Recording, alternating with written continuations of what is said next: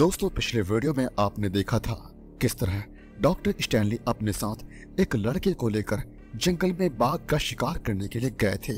उस बाघ का जो शहर में आतंक मचा रहा था, लेकिन डॉक्टर स्टैनली ये बात भूल गए थे कि वह एक खतरनाक बाघ का पीछा कर रहे हैं। ऐसे में बाघ ने उन पर हमला करके लड़के को और डॉक्टर स्टैनली को बुरी तरह से घायल कर दिया था। अब आगे की कहानी सुनिए। युवक की पीठ और बाजू बुरी तरह जख्मी हो गई थी और उसके 2 बड़े नुकीले दांतों से बने छेदों से खून बह रहा था। इसके अलावा 3 पसलियां भी टूट गई थी। अपनी फटी हुई शर्ट को पट्टियों के रूप में इस्तेमाल करते हुए डॉक्टर स्टैनली ने उसे यथासंभव अच्छी तरह से बांधा और बैलगाड़ी तक ले गए और सागर शहर के लिए 17 मील की लंबी यात्रा पर निकल पड़ा। जबकि डॉक्टर खुद इस समय बुरी तरह जख्मी थे। वहां से वे लगभग 35 मील दूर शिमोगा के लिए रवाना हुए, जहां एक जिला अस्पताल था।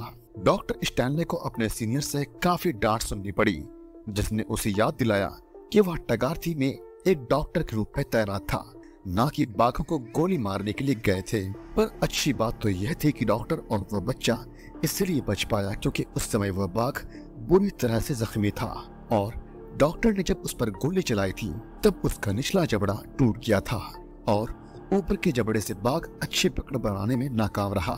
सच तो यह था कि आज डॉक्टर स्टैनली और वह बच्चा इसीलिए जीवित था क्योंकि बाघ असल में घायल था। वैसे भी कई ग्रामीणों ने उसके बाद 1 सप्ताह तक उस घायल जानवर को रात दिन दर्द में दहाड़ते हुए सुना। इसी तरह समय बीतता गया, फिर वहां सन्नाटा छा गया।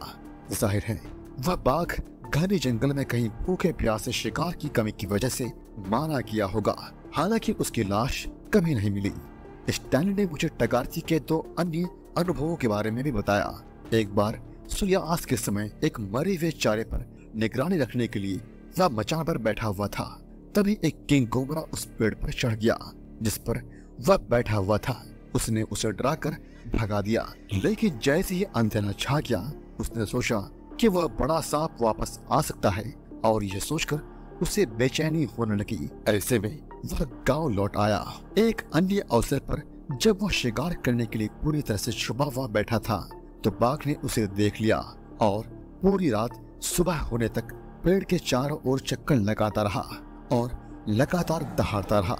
असल में वह खून का प्यासा एक मॉन्स्टर बन चुका था और हल्की हल्की बारिश भी हो रही थी, लेकिन क्योंकि डॉक्टर समझदार थे इसलिए उन्होंने रात में अकेले वापस गांव लौटने का जोखिम नहीं उठाया।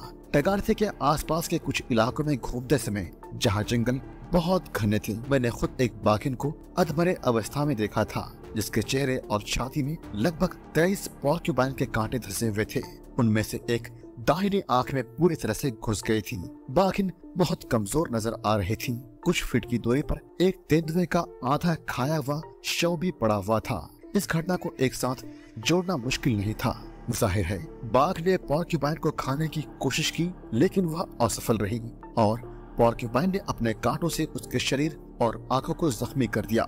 ऐसे में वहां एक तेंदुआ आ पहुंचा जिससे बाघिन की लड़ाई हो गई और उसने तेंदुए को मार डाला और उसे आधा खा लिया। हालांकि तेंदुए ने भी बाघिन को कई चोटें दी थी।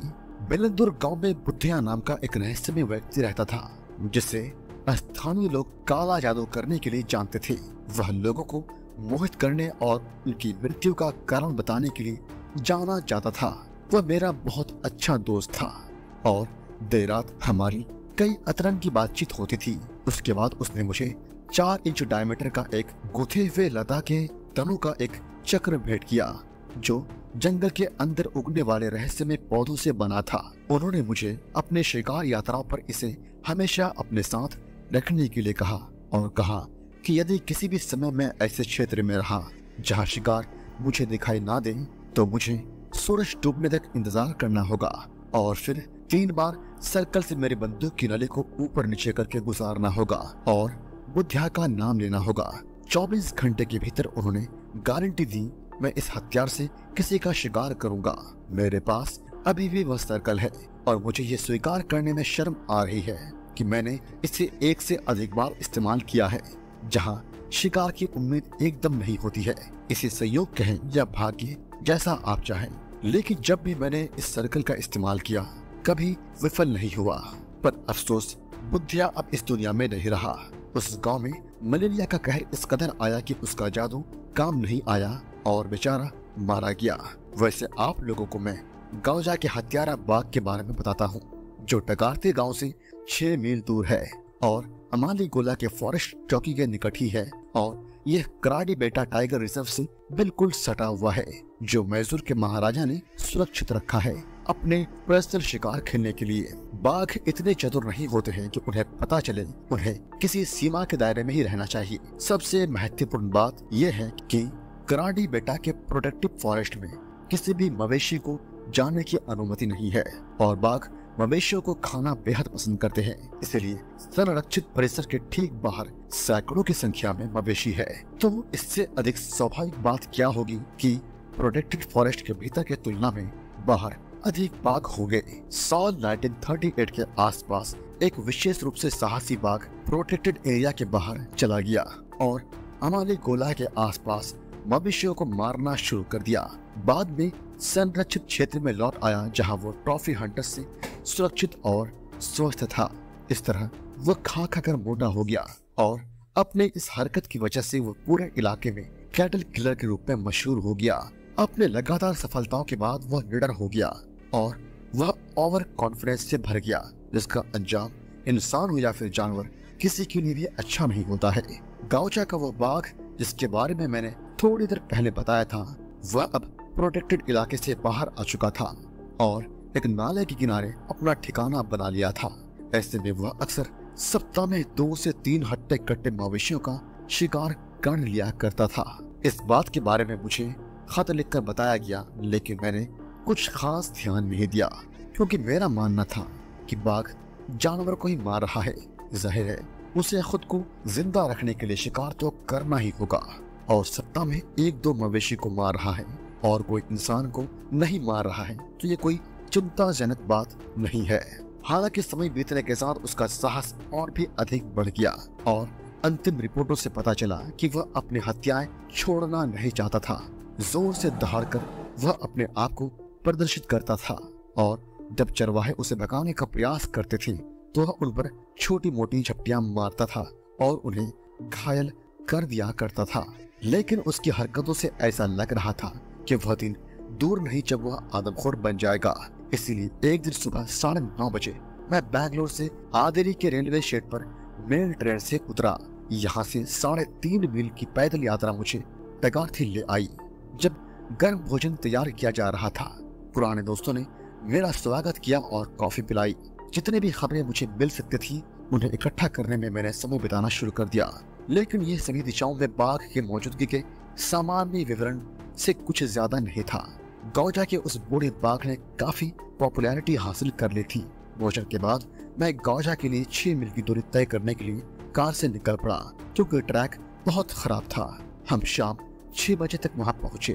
निवासियों के साथ बात करते समय मेरा तंबू लगभग 3 फरलांग दूर एक छोटे नाले के किनारे, जो मुख्य धारा को पानी देता था, खड़ा किया गया था और उस जगह से बाघ 1 मील या उससे भी आगे रहता था। मुझे बताया गया कि 2 दिन पहले ही बाघ ने इस इलाके में अपना शिकार किया था। तब से यहाँ कुछ नहीं हुआ, लेकिन अगली हत्या निसंदेह आने वाले 48 घंटों के भीतर होने वाली थी और वैसा ही कुछ हुआ जैसा मैंने अनुमान लगाया था। दोपहर 1 बजे खबर आई कि बाघ ने अगले दिन शिकार किया था। घटना स्थल पर जल्दी से पहुंचने पर मैंने पाया कि बाघ ने एक खुले मैदान के बीच में लगभग 300 गज की दूरी पर एक गाय पर हमला किया था और उसे मार डाला और उसे अपने छिपने के स्थान पर ले गया, जो बिल्कुल वैसा ही नाला था जिसमें मेरा तंबू लगा हुआ था और नाले की नरम रेत में उसके पैरों के निशान साफ पता चल रहे थे। मैंने बड़े ध्यान से उन निशानों का पीछा किया, इस उम्मीद में कि मेरा सामना बाघ से हो जाएगा या फिर उस मवेशी से जिसका शिकार उसने किया था। लेकिन बाघ मुझे कहीं नजर नहीं आया।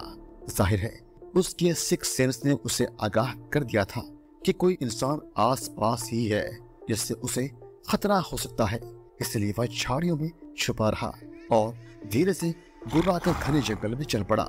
पास में एक उपयुक्त पेड़ था जिस पर मैंने अपना मचान बनाया। मैं शाम 4 बजे तक पोजीशन ले चुका था। बाघ 8 बजे आया, लेकिन सीधे मेरे मचान के नीचे और उस पेड़ के पास खड़ा हो गया जिस पर मैं बैठा हुआ था। मुझे उसके कदम की आहट से उसका पता चल गया था। हालांकि कोई सूखी पत्तियां नहीं चटकी थी जिससे उसके आने का पता चलता, लेकिन खामोश रात की शांति में उसके पैरों की आहट ने मुझे इत्तला कर दिया था। उसने खुद को चाटना शुरू कर दिया। उसकी खुरदुरी जीभ उसके चमकदार कोट पर घूम रही थी जिससे हल्की सी कर्कश आवाज आ रही थी। फिर वह अपने पिछले पैरों पर खड़ा हुआ और पेड़ के तने पर अपने अगले पैर के पंजों को साफ और तेज करने लगा। इतने में उसे ऊपर मचान दिखाई दिया। एक धीमी सी कुर्राहट के बाद वह वहां से भाग गया और उस रात वापस नहीं लौटा। अगले दिन सुबह कुछ नहीं हुआ, इसलिए दोपहर में मैंने एक बच्चा को मुख्य नाले के पास बांध दिया जहां उसका निवास माना जाता था, और नाले के ऊपर 60 डिग्री के कोण पर लटके हुए एक पेड़ के मचान पर मैं बैठ गया। मैं दोपहर 3 बजे पोजीशन ले चुका था। शाम 5:30 बजे मैंने किसी के घसीटने की आवाज सुनी और देखा कि बाघ एक अन्य गाय को किनारे से खींचकर ले जा रहा है जिससे इसने थोड़ी देर पहले एक झुंड पर हमला करके मारा था। वह लगभग 80 गज दूर था। उसकी गर्दन पर निशाना साधते हुए मैंने गोली चलाई, लेकिन जैसे ही मैंने ऐसा किया बाघ आगे बढ़ गया। एक घातक शॉट के लिए जितनी आवश्यकता थी उससे कहीं अधिक पीछे गोली जाकर लगी। उसने खांसते हुए गुड़गुड़ाहट के साथ मेरी गोली का जवाब दिया और नाले के तल की ओर चला गया। मैं पेड़ से नीचे उतरा, अपना चारा छोड़ा और विपरीत दिशा में गौजा लौट आया। मुझे विश्वास था कि अगली सुबह बिना किसी परेशानी के उसे ढूंढ लूंगा, लेकिन मैं बहुत गलत था। जैसा कि घटना से पता चल रहा था, सुबह सुबह मैं घटना स्थल पर वापस आ गया था। गांव के 2 विश्वसनीय स्थानीय लोगों के साथ हमने नाले के पास बाघ के खून के निशान को देखा जो विपरीत किनारे की तरफ जा रहे थे। हमने हर सावधानी के साथ निशान का पीछा किया, लेकिन जल्द ही पाया कि जानवर आगे बढ़ रहा था, क्योंकि इस बात का कोई सबूत नहीं था कि वह अपने घाव से आराम करने के लिए बैठ गया था। लगभग 2 मील पहले वह गोले के प्रभाव को महसूस करते हुए पहली बार रुका था। फिर वह उठ गया और अपना सफर जारी रखा, और मैंने अनुमान लगाया कि वह हमारे गोला और उससे आगे टाइगर रिजर्व की तरफ जा रहा था। एक बार जब वह वहां पहुंच गया तो मुझे पता चल गया कि वह रास्ता भटक गया है, जो कि प्रोटेक्टेड एरिया में कर्ज ले जाना, यहाँ तक कि एक घायल बाघ का पीछा करना भी साफ मना था। उसने हमारे साथ पूरी रात बिताई थी और उसके घाव के बावजूद ऐसा लग रहा था मानो वह अब रिजर्व में आने की वजह से सुरक्षित हो गया था। आगे बढ़ने पर मुझे 2 और जगह मिले जहाँ वो रुका था, क्योंकि खून के निशान से साफ जाहिर हो रहा था। साथ ही साथ घास मुड़ चुके थे जहाँ वह लेटा था। पल भर में खून के निशान बहुत कम हो गए और उसके बाद ट्रैक को फॉलो करना और भी कठिन हो गया। जाहिर है खून का बहाव शायद रुक गया था। हमने जल्द ही खुद को अमानी गोला के परिसर में पाया और मुझे पता था कि बाघ को जंगल के फायर लाइन तक पहुंचने से पहले केवल 1 मील जाना था, जो कि संरक्षक क्षेत्र की पश्चिमी सीमा को चिन्हित करता था। यहाँ भाग्य ने हमारा साथ दिया, क्योंकि हमें एक जलधारा का सामना करना पड़ा जिसमें उस समय पानी का तालाब था। तालाब के किनारे की गीली मिट्टी में बाघ के पैरों के निशान स्पष्ट थे, जो इस बात को दर्शा रहा था कि वह अब संरक्षित क्षेत्र में जाने के बजाय पानी पीने के लिए तालाब की तरफ आ गया था। हमने निशान का पीछा किया और पाया कि बाघ ने यहाँ पर पानी पिया था और कुछ देर आराम किया था। उसके बाद वह यहाँ से आगे बढ़ गया, क्योंकि उसके पैरों के निशान ताज़ा थे जो करीब 1 घंटे पहले के थे।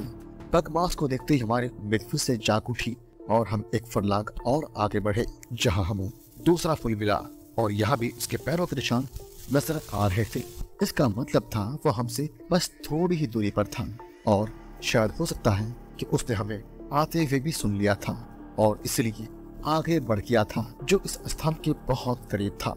अपने 2 साथियों को एक पेड़ पर चढ़ने का इशारा करते हुए मैं चुपचाप नाले के किनारे चलने लगा और नाले के पैदल जितना जोर से मैं जा सकता था उतना चक्कर लगाते हुए आगे बढ़ गया। मैं नाले से आधा मील उसके पीछे चलने लगा और बाघ को आश्चर्यचकित करने की आशा में दबे पांव उसका पीछा करने लगा, लेकिन मुझे काफी निराशा हुई क्योंकि मेरी मौजूदगी का आभास उसे हो चुका था। ऐसे में वह सतर्क हो गया और घने जंगल की तरफ भाग गया। मैं उसके निशान को फॉलो करता हुआ उस स्थान तक गया जहाँ वह घने झाड़ियों में घुस गया था, जिसका मैंने चक्कर लगाया और दूर अंत में एक पेड़ के तने के पीछे रुक गया। यहाँ मैंने इंतजार किया, लेकिन कुछ नहीं निकला। यदि मैं अपने आदमी को बुलाने का प्रयास करता तो मैं बाघ को सचेत कर देता और मैं असमंजस में था कि आगे क्या करूं। बहुत ही सहजता से उसने हिलते हुए अपनी मौजूदगी जाहिर की। जैसे ही मैंने देखा कि मेरे सामने घास हिल रही थी, हालांकि उसके शरीर की एक भी झलक मुझे दिखाई नहीं दे रही थी। जैसे ही वो थोड़ा खिसका, घास लहराती रही, इसलिए मैं आगे बढ़ गया। फिर घास की झाड़ियां कम होने लगी और आखिरकार मैंने उसे देखा। ठीक उसी समय उसने भी मुझे देखा। तभी मैं उस पर गोली चला दी, जिससे वह मेरे तरफ हमले के इरादे से छलांग लगाई, लेकिन उसकी हिम्मत ने जवाब दे दिया और मैंने फिर गोली चलाई, जिससे वह घबराकर लड़खड़ाते हुए उसी झाड़ी में वापस चला गया जहां से वह अभी अभी बाहर निकला था। मैंने सीटी बजाकर अपने लोगों को आवाज दी जो पेड़ पर चढ़े हुए थे। हालांकि गोलियों की आवाज सुनकर वह खुद ही बहादुरी के साथ मेरे तरफ बढ़कर आ रहे थे। जैसे ही वह मेरे पास पहुंचे, मैंने उन दोनों को आदेश दिया पास के पेड़ पर चढ़ने का और कहा अगर उन्हें टाइगर दिखता है तो सीटी बजाकर मुझे इन्फॉर्म करें। लेकिन उन्हें कुछ भी दिखाई नहीं दिया। फिर मैं उन दोनों को अलग अलग पेड़ों पर चढ़ने के लिए कहा जो लगभग 50 गज की दूरी पर थे और सीटी बजाने के लिए कहा अगर उन्हें टाइगर दिखता है तो। और मैं खुद नाले के पास पहुंच गया। उस संकरी नदी के किनारे इस तरह चलना बड़ा ही रिस्की काम था, यह जानते हुए कि टाइगर जख्मी है और हो सकता है वह घात लगाकर बैठा हो। इसलिए मुझे सतर्क रहना बेहद जरूरी था, क्योंकि मैं बहुत देर तक उसका पीछा कर रहा था। इसलिए मैं हार नहीं मानना चाह रहा था। यह बात जानते हुए कि जख्मी टाइगर केवल नदी के किनारे नहीं बल्कि ऐसी जगह पर हो सकता है जिसकी उम्मीद मैं नहीं कर सकता हूँ। मैं पूरे दिन उसी जख्मी मॉन्स्टर का पीछा करता रहा, लेकिन हाथ कुछ भी नहीं लगा। शायद वह हमसे दूर कराडी बेटा के जंगल में मरने के लिए चला गया था। मैं काफी नर्वस था और अपने हथियार के साथ पूरी तरह से तैयार था। जल्द ही मुझे पता चल गया कि वह उसी झाड़ी में था जहां वह अभी अभी गया था। पर सवाल यह था कि बाघ को झाड़ी से बाहर कैसे निकाले। ऐसे में मैंने अपने लोगों को बुलाया और एक प्लान बनाने लगा। बिना एग्जैक्ट लोकेशन जाने झाड़ियों में ऐसे ही चले जाना मौत को दावत देने जैसा होता। फिर हमारे मन में एक आइडिया आया और हम सभी भागकर नदी के किनारे गए। मैंने अपना शर्ट उतारा और उसके बाजू और नेक को कसकर बांध दिया। फिर उसमें जितना पत्थर हो सके लोड करके उसी जगह पर पहुंच गया जहां मैंने उसे पहली बार गोली मारी थी और चारों दिशाओं में पत्थर फेंकना शुरू कर दिया। आखिरकार झाड़ियों के अंदर से धीमी गुर्राहट की आवाज हमें सुनाई दी जो हमसे करीब 30 गज की दूरी पर था।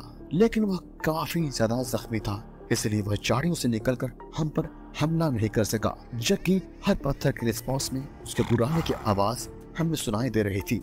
मैंने अपने आदमी से रुक कर पत्थर फेंकने के लिए कहा और मैं झाड़ियों में चला गया जो काफी घनी थी। बाघ को मेरी मौजूदगी का आभास हो गया था, इसलिए वह गुर्राना बंद कर दिया। उसकी गुर्राहट बंद होते ही मेरे आदमी को पता चल गया था कि बाघ जान गया है कि कोई आदमी झाड़ी में है। इसलिए वह जितनी जोर से हो सकता था उतने जोर से पत्थर फेंकना शुरू कर दिया, लेकिन बाघ बाहर नहीं निकला। मैं बहुत चौकन्ना होकर आगे बढ़ रहा था, पूरा ध्यान लगाकर, क्योंकि किसी भी पल बाघ हमला कर सकता था। ऐसे में जरा सी लापरवाही मेरी जान ले सकती थी। कुछ पल गुजर गए लेकिन कोई हलचल या गुर्राने की आवाज नहीं आ रही थी सिवाय पत्थर गिरने के। मैं अब और ज्यादा सतर्क हो गया। डर ने चारों ओर घेरा बना लिया। तभी पीछे हल्की सी हलचल हुई। जब मैं मुड़ा तो देखा जख्मी बाघ अपने ही खून से सना हुआ मेरी ओर छलांग लगाने के लिए तैयार था और तुरंत ही उसने मेरे ऊपर छलांग भी लगा दी। ठीक उसी समय मैंने उस पर गोली चला दी जिससे वह जमीन पर गिर पड़ा। फिर मैंने दूसरी गोली मारी और वो हमेशा के लिए सो गया।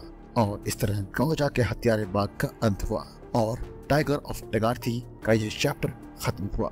दोस्तों, वीडियो अच्छी लगी तो लाइक कीजिएगा और चैनल को सब्सक्राइब करना मत भूलिएगा।